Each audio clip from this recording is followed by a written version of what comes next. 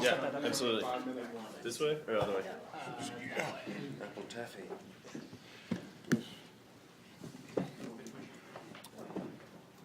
So you get. Candy nickels can buy. That's right. I feel like we're playing that game, where you write it and stick it in your head. So you guys automatically win the award for the most uplifting movie of the year, obviously. So we were hoping for. Yeah. One thing I wanted to ask you about that I thought was really impressive in this film was your use of long-running shots, where you would have long periods of time where you'd have guys having conversation and things like that. And I wanted to talk to you, first of all, Steve, about the logistics of shooting something like that when you have those long-running shots.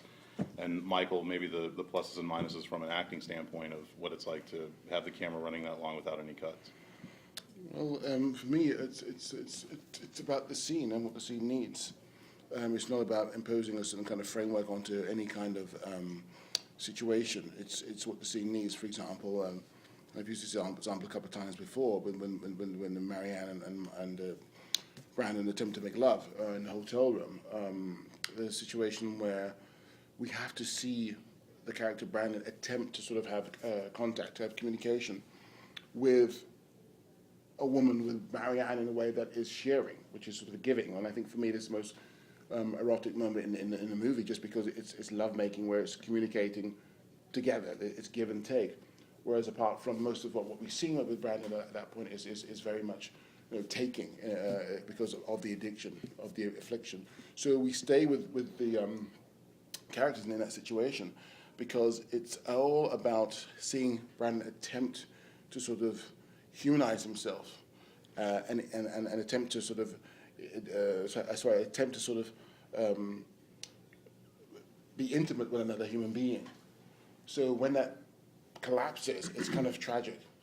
We're staying with it, and I think that's the whole point of having that long take, that we stay with it. We're in the moment there, and there's a possibility. And of course, when it collapses, it's kind of tragic. For me, I mean, it's just really sort of about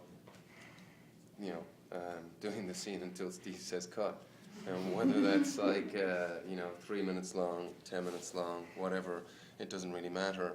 I work with the script pretty sort of intimately for a long time. I sort of read it over and over and over and over again, so it doesn't really concern me how much of the scene we're going to do without cutting it. I'm just trying to sort of do my part, which is try and sort of live in this guy's shoes and represent him. So yeah, I mean, I guess with the long takes you have the joy of sort of exploring, and I think what I like about it more so than it being a personal thing is the atmosphere that it creates in the room, because it's not only about the actors having to be on point and on their game for that length of time. It's everyone. It's the camera, focus puller, sound department, everything, and that energy collects in a room, and I think the map box soaks it up. It conveys itself onto the screen, and that's what I find interesting about it. That energy, that focus.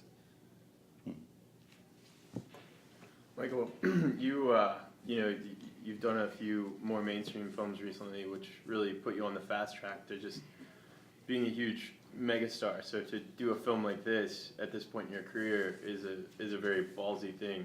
Was there any ever? Excuse the pun. Yeah. Yeah, you're bearing it all literally and figuratively here. Was there ever any hesitation, or was it just? Never. I mean, the thing is, I'm in the business of storytelling. I'm there to facilitate a story. Now, whether that story involves mutants or real life people, the sort of respect that I sort of bring to it doesn't really vary. And in terms of me sort of like thinking, I mean, that's exactly what I don't think. I don't think, how is this going to damage Michael Fassbender? I'm thinking about my job as an actor. It's not to sort of worry about how an image is sort of portrayed or any of that. So it's like, can I facilitate the story? Now, would I have done a story like this in somebody else's hands? I don't know. I knew that I was going to be in the best hands possible, and the trust between us is really beyond 100%. So then it's just about I'm going to hold up my end of the bargain. That's really where the nerves come in, and the fear.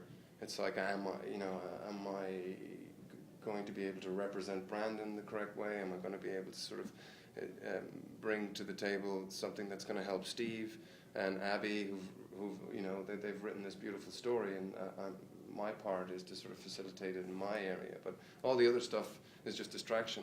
You just keep it really simple.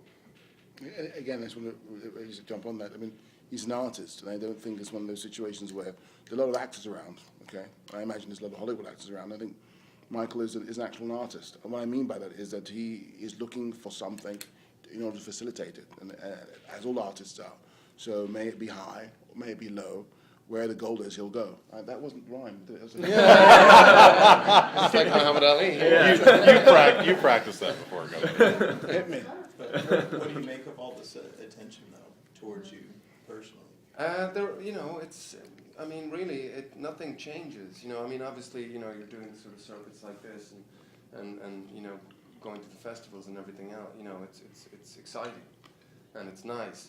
But you know, my day-to-day sort of routine or activities haven't changed at all in, you know, whatever the last sort of 5 years. Okay, but, you know, maybe I'm sort of what has changed and what is amazing is the choice, you know, and you have filmmakers that are interested in working with me that, you know, I hold in high regard, very talented people. So that is you know, the pinnacle. That's the dream.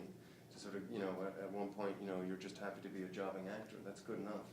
So to be in this position, it's like, you know, 1% of it. It's crazy. Steve, can you talk a little bit about getting this project off the ground, kind of what the origin of it was? Well, it kind of started, in fact, and I just got reminding of it today with a conversation I had with Michael in 2008. But previously before that, I'd seen this Pasolini movie. And I can't remember the title of the film. I read about a Pasolini movie where this character slept with the whole entire family. He was sort of this visitor who came to the house and slept with the mother, the father, the sister, and the brother. And it was just interesting. I was like, oh, interesting. This is kind of interesting. I don't know. It was something interesting in the whole idea of having intimacy or sex with this guy who just had sex with these people. Anyway, so I put it away, talked to Michael about an idea which was very vague because there wasn't really an idea. Fast forward 2.5 years later, I'm having a conversation with Abby Morgan. And within that conversation, we started talking about the internet and then pornography, and then we got onto the idea of sex addiction. This is it. This sort of alarm bells went off in my head. I thought, this is the subject. This is what I want to investigate. And from there, we tried to actually interview people in London, actually, to sort of help us to find out a little bit more about it, because that's what we were interested in. It was almost like Miss Marple and Columbo, you know, two sort of fumbling sort of detectives on the trail of sex addiction. And unfortunately,